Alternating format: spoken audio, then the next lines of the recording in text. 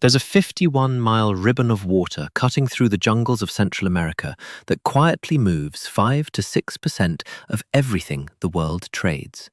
Every single day, container ships the length of skyscrapers line up in the tropical heat, pay hundreds of thousands of dollars in tolls, and slide through a series of locks that lift them 85 feet above sea level, carry them across an artificial lake, and lower them back down on the other side. The Panama Canal is one of the most consequential pieces of infrastructure ever built. It shaves 16 days off a voyage from San Francisco to New York. It connects 170 countries to 1,900 ports. And in 2024 alone, it generated nearly $5 billion in revenue. But here is the part they leave out of the brochure. The country that canal sits inside of did not exist until the United States needed it to. Panama was not liberated, it was manufactured. A French conman who had not set foot on Panamanian soil in nearly 2 decades drew up its constitution, designed its flag, bankrolled its revolution, and then, without a single Panamanian present, signed a treaty handing the most strategically valuable strip of land on the planet to Washington. The whole operation, from the first whispered conspiracy to full diplomatic recognition, took roughly 72 hours. The new country's reward was $10 million and an annual payment of $250,000. The United States' reward was a 10-mile-wide colony slicing the nation in half, governed as if it were sovereign American territory for as long as it pleased. This is the story of how the most powerful country on Earth looked at a map, decided it needed a shortcut between 2 oceans, and when the legal owners of the land said no, simply invented a new country that would say yes. To understand why the United States was willing to go this far, you need to understand how badly the world wanted this canal, and how spectacularly the first attempt to build it had failed. For centuries, anyone staring at a map of the Americas noticed the same tantalizing thing. There was a narrow strip of land, barely 50 miles wide in some places, separating the Atlantic from the Pacific.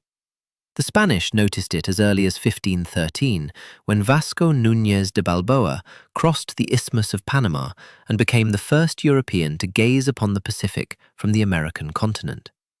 For the next 300 years, explorers, merchants, and military strategists sketched out plans for a canal. Nobody could pull it off. Then came Ferdinand de Lesseps. De Lesseps was a French diplomat who had achieved something the world considered miraculous. In 1869, he completed the Suez Canal, connecting the Mediterranean to the Red Sea and cutting weeks off the Europe to Asia shipping route. The project made him the most celebrated engineer in France, even though he was not actually an engineer. He was a promoter, a fundraiser, a visionary, the kind of man who could walk into a room of skeptics and leave with their checkbooks. And in May of 1879, at a conference of 136 delegates gathered in the halls of the Geographical Society of Paris, de Lesseps announced his next grand project. He would build a sea-level canal across the Isthmus of Panama. No locks, no compromises, a clean, straight cut through the continent, just as he had done at Suez. The room erupted in applause. There was just one problem. Panama was nothing like Egypt. The Suez Canal had been dug through flat, dry desert. Panama was a wall of jungle-covered mountains, swamps that swallowed machinery whole, and rivers that flooded with such violence that months of excavation could be erased in a single afternoon. The Chagres River, which ran directly across the proposed canal route, had a flood discharge roughly 50 times its dry season flow. When the rainy season hit, it became an uncontrollable torrent. The engineering committee at the Paris conference, most of whom had never actually been to Central America, estimated the project would cost about 1.2 billion francs. De Lesseps stood up and told the audience he could do it for half that in 12 years, with French private capital alone. That moment was the original sin. Nothing in the geological, hydrological, or epidemiological reality of Panama supported the claim. Construction began on January 1, 1881. De Lesseps had raised enormous sums from roughly 800,000 ordinary French citizens, small investors who trusted the hero of Suez with their life savings. A massive labor force was assembled, eventually reaching around 40,000 workers, 9/10 of them Afro-Caribbean men recruited from the West Indies. They were the ones who swung the pickaxes, hauled the rock, and laid the dynamite. And they were the ones who died. The dense jungle was alive with venomous snakes, spiders, and insects, but the worst killers were invisible. Yellow fever struck with terrifying speed, turning healthy young men into corpses within days, their skin jaundiced, their lungs filling with blood. Malaria was slower, but relentless. Weeks of chills, fevers, and exhaustion that ground a man down until his body simply gave out. Nobody understood why. The connection between mosquitoes and disease had not yet been discovered. Ronald Ross would not identify the Anopheles mosquito as the malaria vector until 1897. Walter Reed would not confirm Aedes aegypti as the carrier of yellow fever until 1900. In the 1880s, the prevailing theory was that tropical diseases came from bad air, from rotting vegetation, from the soil itself. The French hospitals in Panama were surrounded by lush gardens, and the legs of hospital beds were placed in small dishes of water to keep ants from crawling up to the patients. Those dishes, of course, were perfect breeding grounds for the very mosquitoes that were killing everyone. Jules Dingler, who took over as on-site director in 1883, lost his wife, his son, his daughter, and his prospective son-in-law to yellow fever within 15 months of arriving. He returned to France in 1885, a broken man, and died shortly after. By 1884, the death rate exceeded 200 workers per month. The company suppressed the numbers in its official bulletins to avoid scaring away new recruits. One young French engineer named Henri Simao, who served at the construction camps in 1882, later wrote that they lived in the daily expectation of death, reassured only by the company's insistence that everything was proceeding well. By 1889, the project was finished, not in the triumphant sense, but in the catastrophic one. The company had spent roughly $287 million. It had moved 50 million cubic meters of earth, which sounds impressive until you realize the canal required 4 times that amount. Only 11 miles of the 45-mile route had been dug. An estimated 22,000 workers were dead, and the money was gone. On February 4, 1889, a Paris court placed the company Universelle du Canal interoceanique into liquidation. The aftermath was one of the largest financial scandals of the 19th century. 800,000 French investors saw their savings vanish. Investigations revealed that de Lesseps and his associates had bribed at least 104 members of the French Chamber of Deputies to keep the money flowing even after it was obvious the project was doomed. Newspapers, senators, and government ministers had all taken payments to maintain the illusion of progress. Ferdinand de Lesseps and his son Charles were found guilty of fraud. De Lesseps was sentenced to 5 years in prison, though the sentence was overturned on a technicality. He never spoke publicly again. He died at his country estate in December of 1894, at the age of 89, a broken relic of a man whose ambition had consumed him.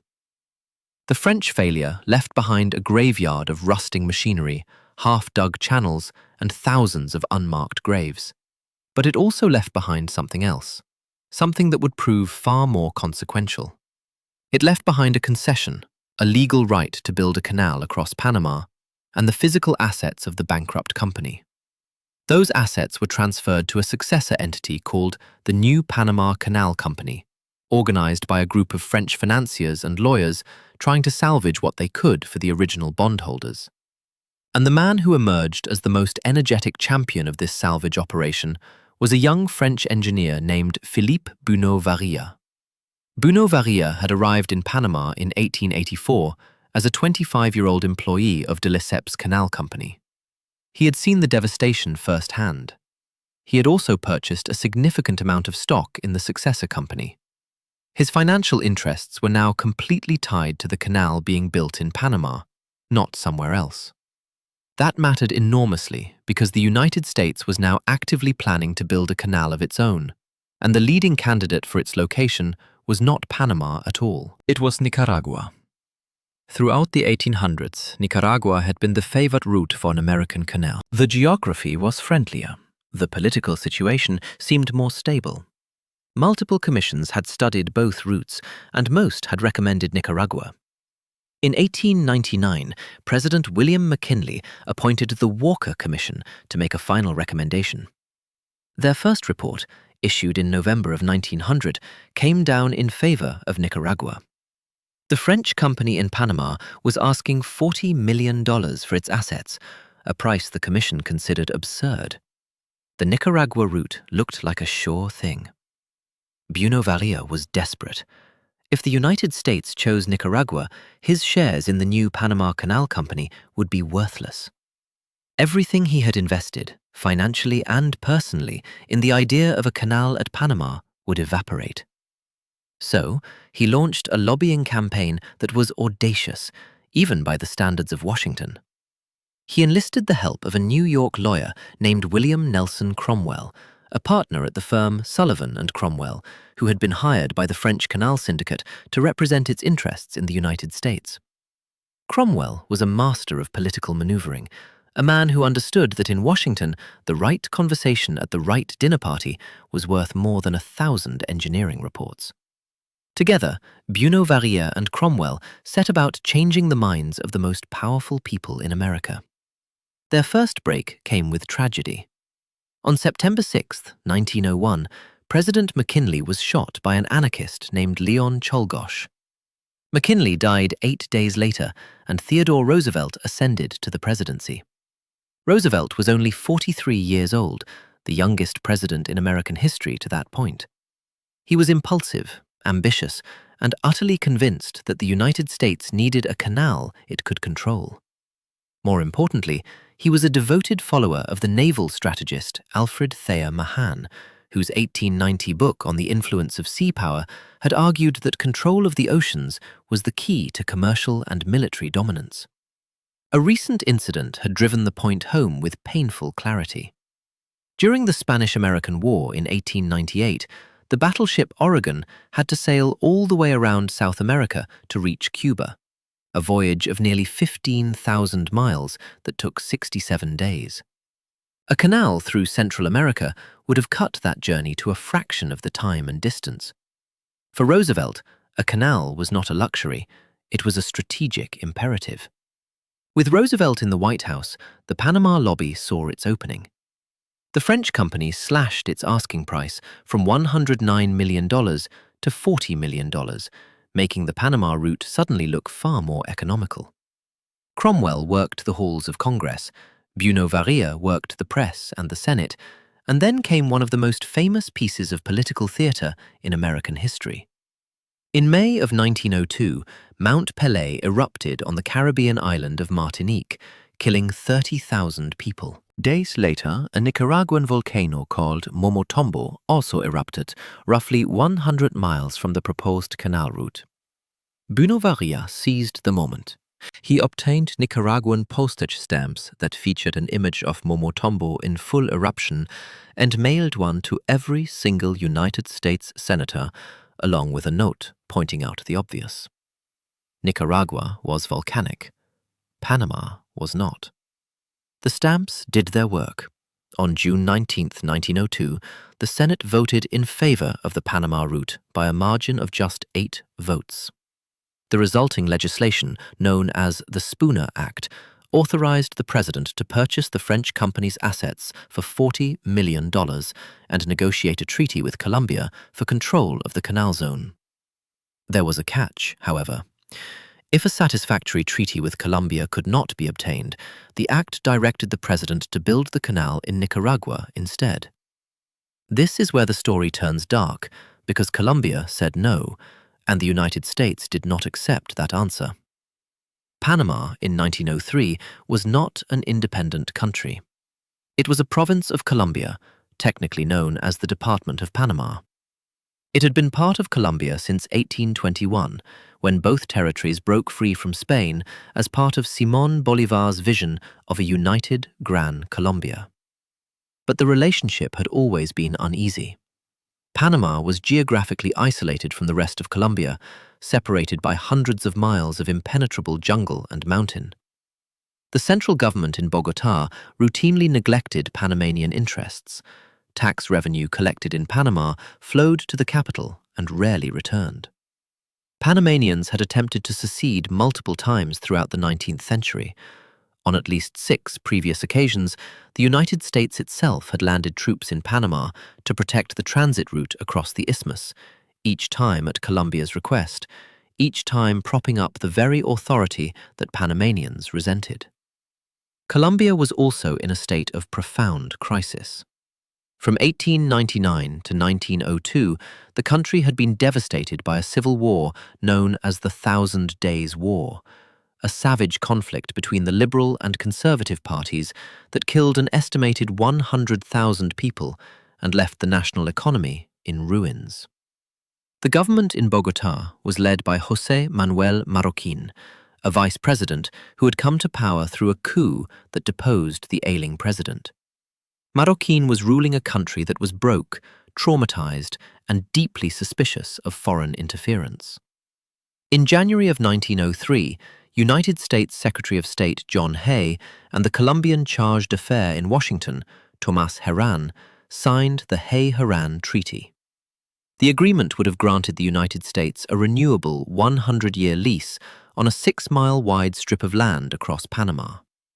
In exchange, Colombia would receive a one-time payment of $10 million and an annual payment of $250,000 beginning 9 years later.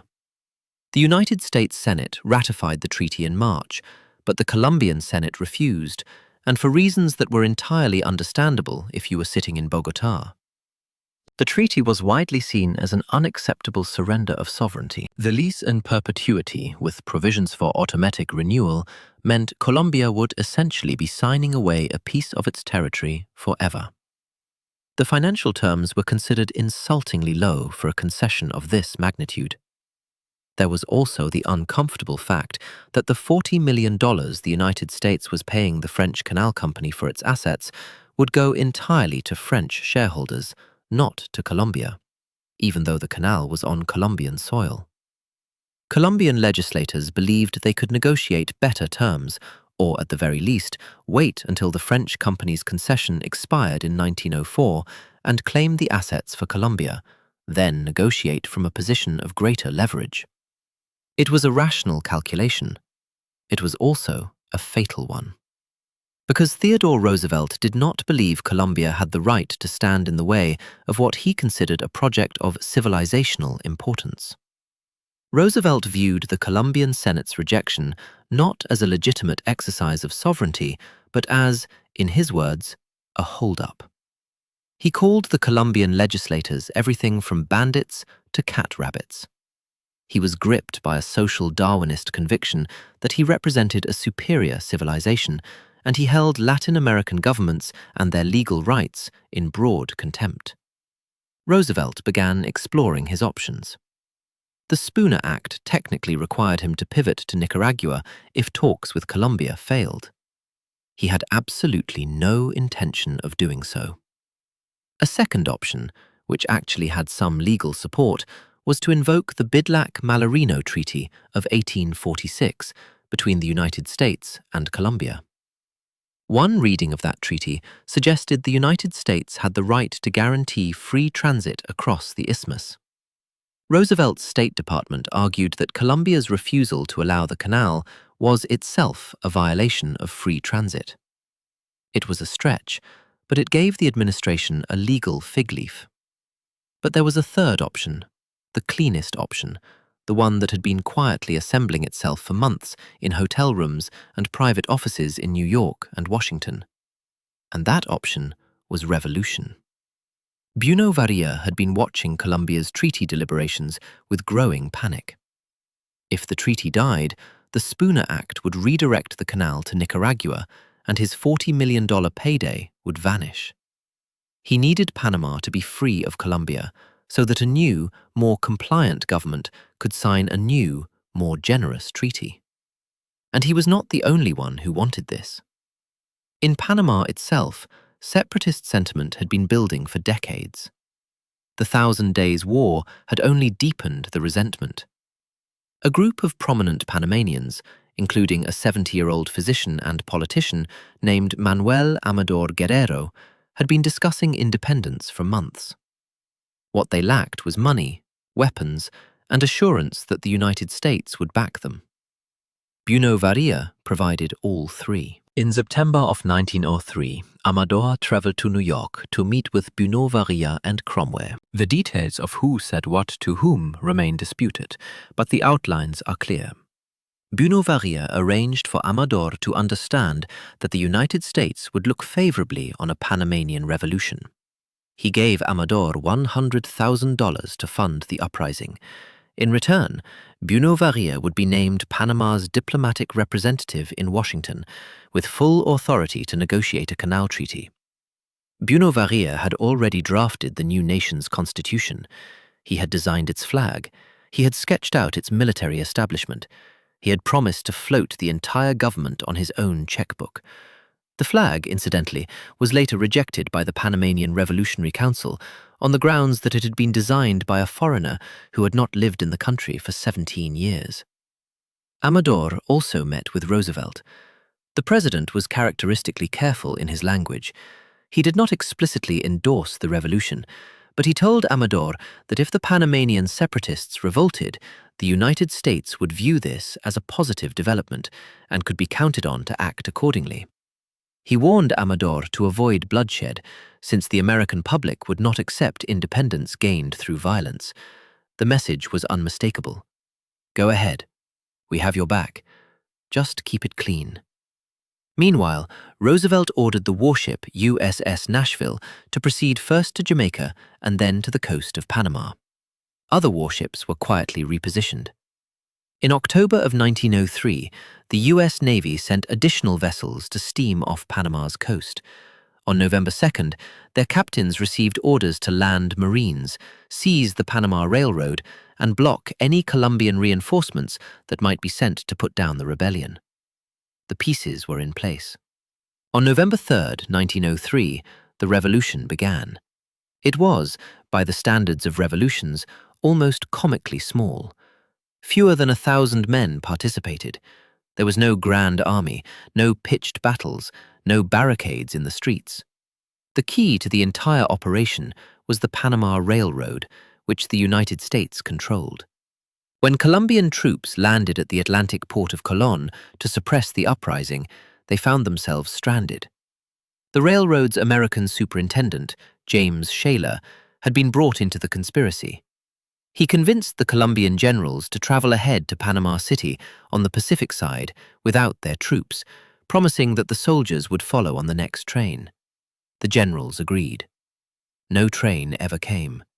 The railroad's engines had been conveniently parked in the jungle between Colón and Panama City, making it impossible for the Colombian soldiers to cross the isthmus.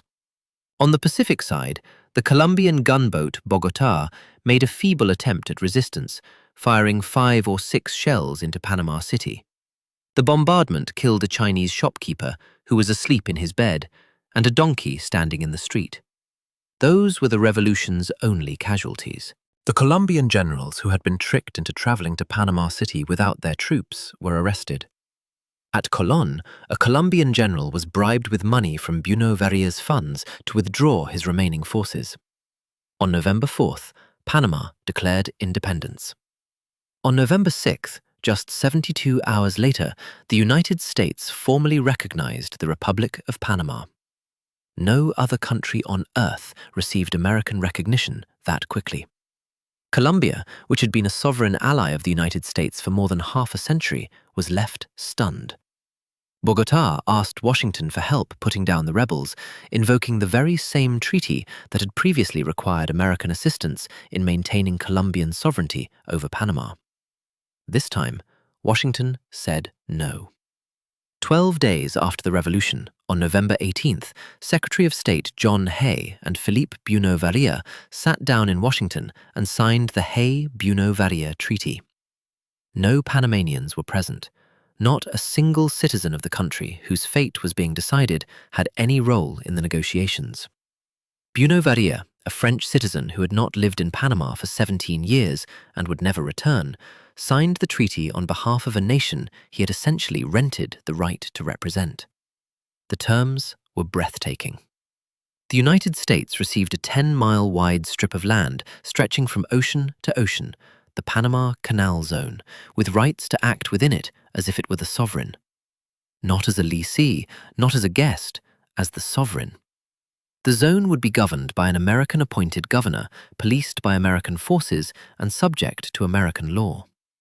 An estimated 62,000 Panamanians living in more than 40 towns and villages within the zone were displaced.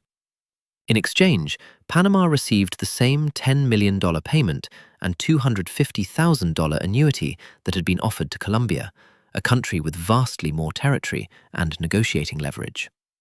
Buenaventura later openly admitted that he was willing for Panama to pay any price to ensure the treaty's acceptance by the United States Senate. He had not been negotiating on behalf of Panama, he had been negotiating on behalf of himself, his shareholders, and the $40 million that was about to flow from the United States Treasury to the French Canal Company. Panamanian delegates, including Amador himself, arrived in Washington shortly after the signing, horrified at the terms. But it was too late. The treaty was done. Panama's options were stark. Accept the treaty and keep American protection, or reject it and face Colombia alone without the military backing that had made independence possible in the first place. They accepted. Roosevelt himself was characteristically unapologetic. Years later, he boasted openly, saying, and I quote, paraphrasing his well-known sentiment, that he took the isthmus, started the canal, and then left Congress not to debate the canal, but to debate him. In private correspondence, he made clear that had the revolution not occurred, he was prepared to seize the isthmus by force. The revolution was merely the cleaner option. The reaction in the rest of the world ranged from shock to outrage. The New York Times called it an act of sordid conquest. The New York Evening Post called it a vulgar and mercenary venture. In Colombia, the wound was deep and lasting. The country had lost not only a province, but also the $10 million payment that would have come from a negotiated canal treaty. All because a foreign power had decided that Colombian sovereignty was an inconvenience. In 1921, nearly 2 decades later, the United States effectively acknowledged that something unseemly had occurred. The Thomson-Urrutia Treaty was signed, in which Washington agreed to pay Colombia $25 million, essentially a guilt payment in return for Colombia's recognition of Panama's independence. It was, in the diplomatic vocabulary of the time, a goodwill indemnity. In plainer language, it was hush money. Now came the real challenge, building the canal. The United States formally took control of the French assets on May 4, 1904.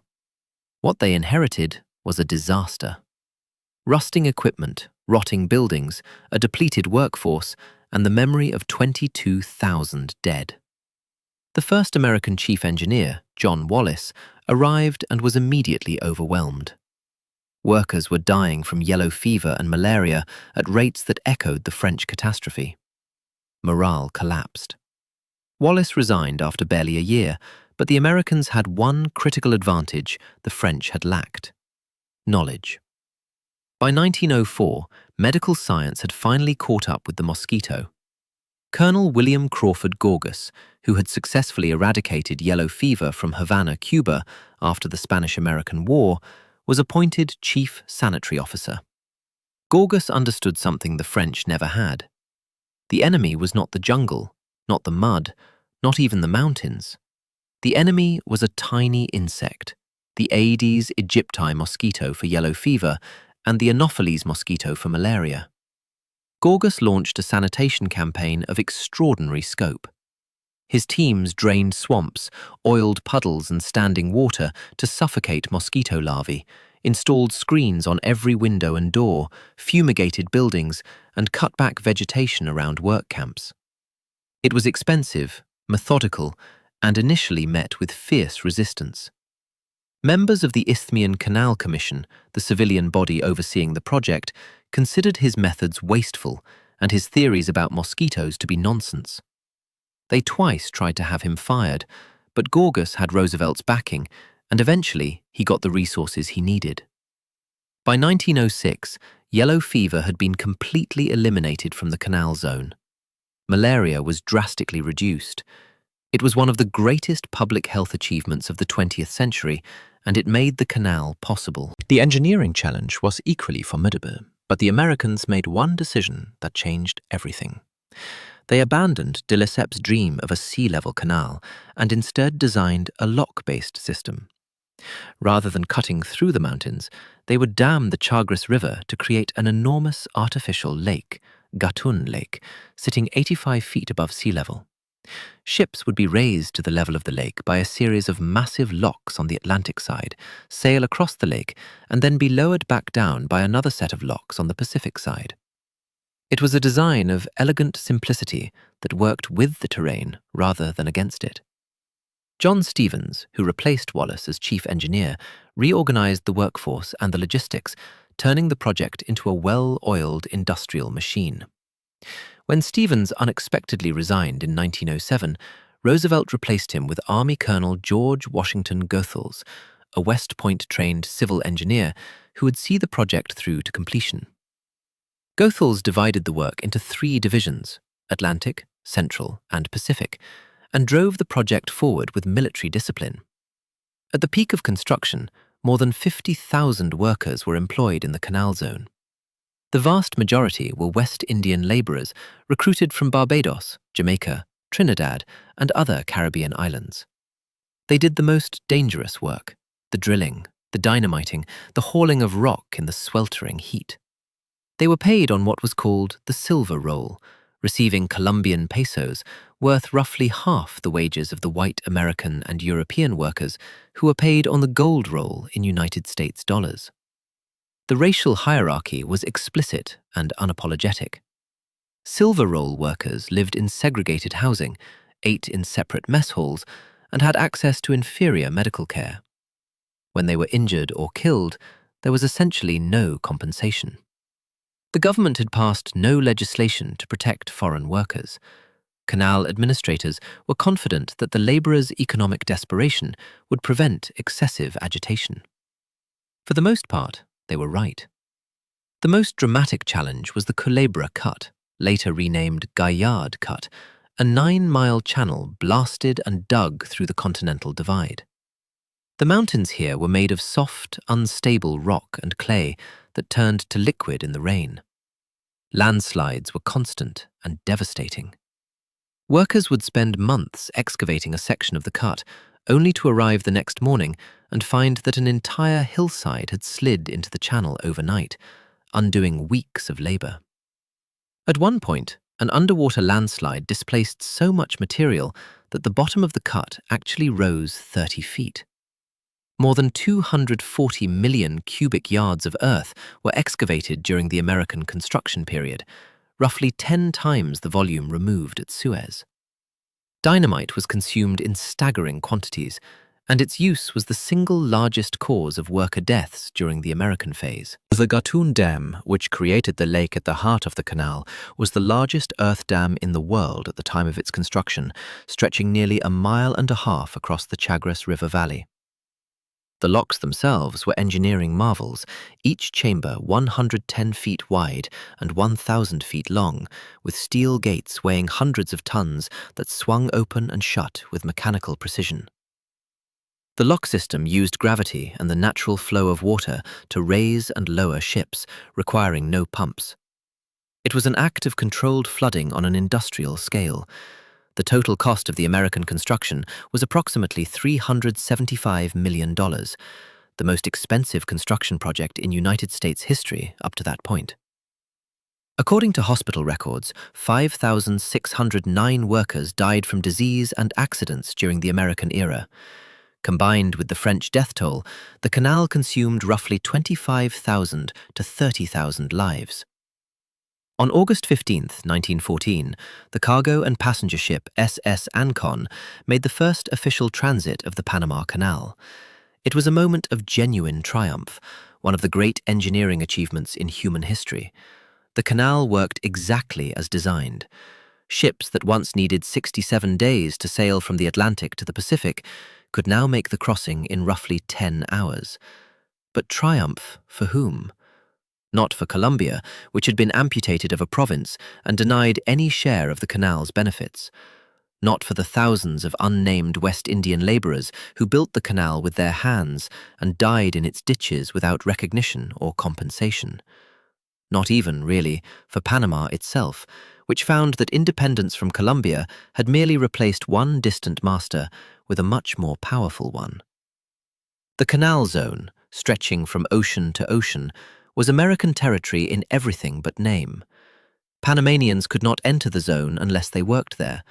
American residents, known as Zonians, lived in planned communities with manicured lawns, swimming pools, and commissaries stocked with imported American goods, all within sight of Panamanian communities that saw virtually no economic benefit from the canal that bisected their country.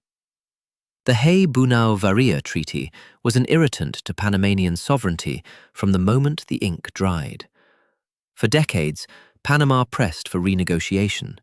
Subsequent treaties in 1936 and 1955 addressed some of the most egregious provisions, raising Panamanian workers' wages, relinquishing some American-claimed lands, and granting Panama symbolic concessions.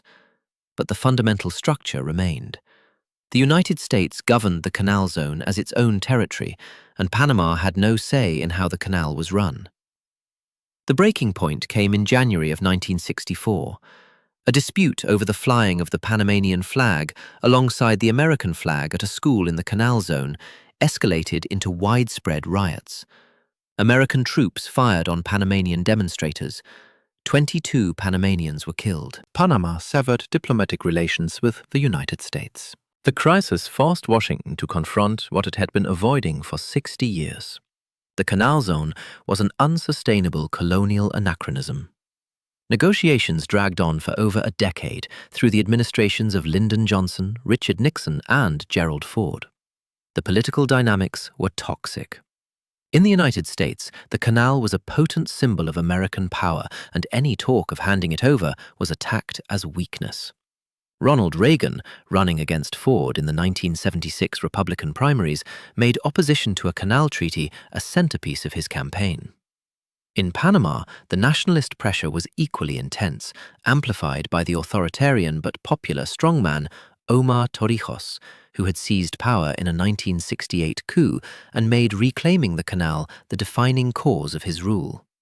It was Jimmy Carter who finally summoned the political will to act. Despite having initially expressed opposition to giving up the canal during his campaign, Carter was persuaded by his advisers that a new treaty was essential both for the stability of Panama and for the credibility of the United States in Latin America. In 1977, Carter and Torrijos signed 2 treaties.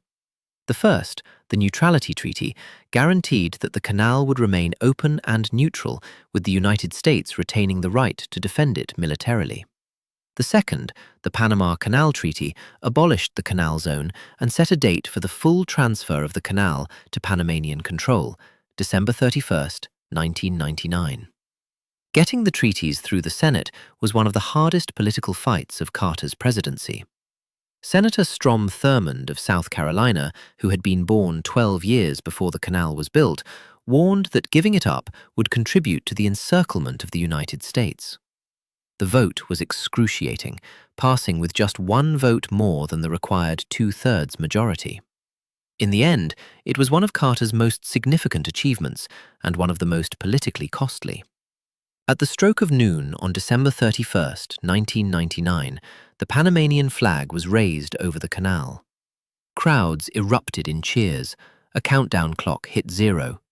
After 96 years, the canal belonged to Panama. Under Panamanian management, the canal has thrived. The Panama Canal Authority, an autonomous government entity, has operated the waterway with remarkable efficiency.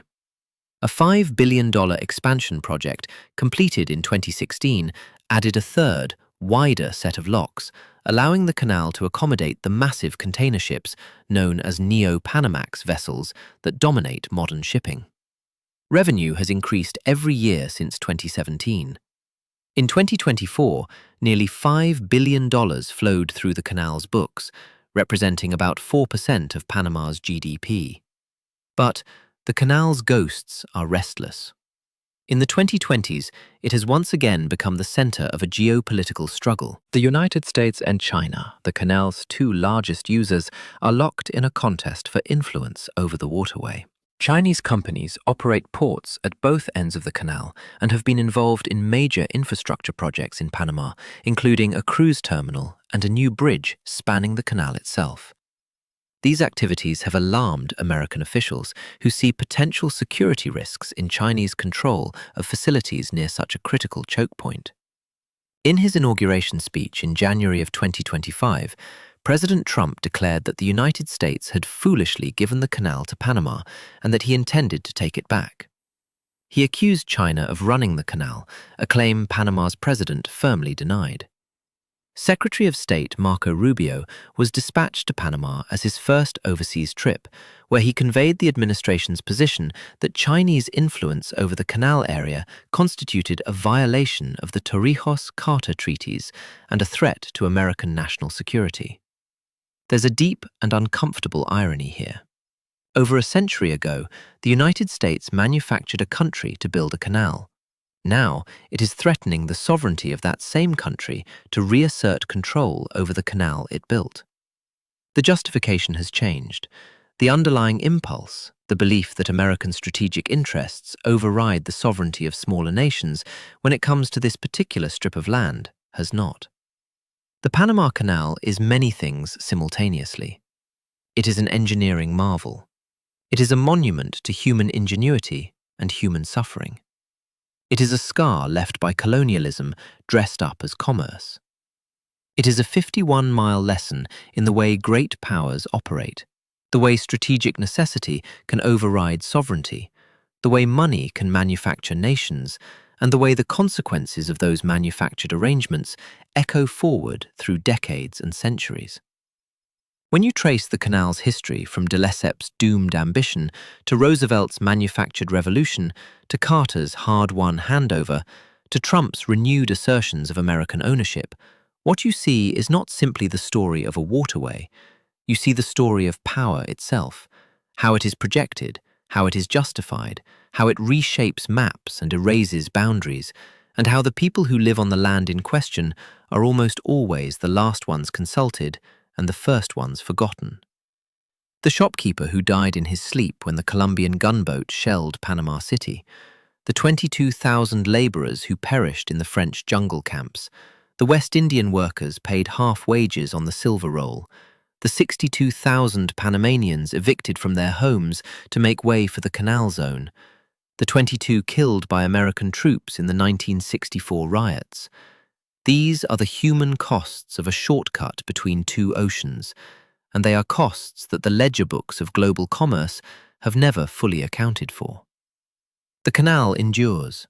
Ships still line up in the tropical heat, pay their tolls, and slide through the locks. 5% of everything the world trades passes through this narrow ribbon of water in a small country that did not exist until someone needed it to.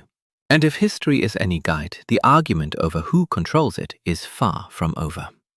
If this story pulled you in and made you think differently about the way the world was built, do me a favor.